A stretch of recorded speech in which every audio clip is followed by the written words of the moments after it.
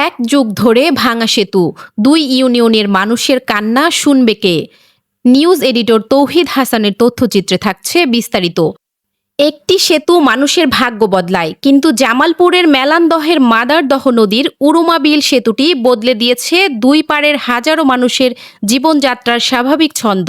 দীর্ঘ ৩ দশক ধরে ভাঙা অবস্থায় পড়ে থাকা এই সেতুটি এখন নাংলা ও মাহমুদপুর ইউনিয়নের বাসিন্দাদের জন্য এক মরণ ফাঁদ আর যন্ত্রণার গলার কাটা। এলজিইডি যখন সেতুটি নির্মাণ করে তখন মানুষের চোখে ছিল সোনালী স্বপ্ন, কিন্তু বিধি বাম।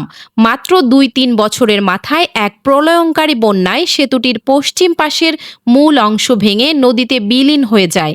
সেই যে স্বপ্ন ভাঙল গত এক যুগে, তা আর জোড়া লাগেনি।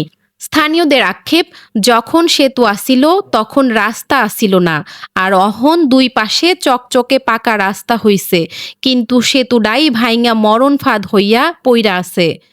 যেখানে নদী পার হলেই ওপার, সেখানে কৃষিপণ্য বাজারে নিতে কৃষকদের ঘুরে আসতে হচ্ছে দীর্ঘ ১০ কিলোমিটার পথ। অতিরিক্ত পরিবহন খরচের জাতাকলে পিষ্ট হয়ে অনেকের লাভের গুড় খেয়ে যাচ্ছে পিঁপড়ে। আর বর্ষা এলে বুক কাঁপিয়ে জীবনের ঝুঁকি নিয়ে নৌকায় পার হতে হয় শিক্ষার্থীদের। প্রতিনিয়ত তাড়া করে ফেরে নৌকাডুবির আতঙ্ক। বিগত দিনগুলোতে কেবল আশ্বাসের বাণী শুনেছেন অবহেলিত এই অঞ্চলের মানুষ। বাস্তবায়ন মেলেনি কিছুরই।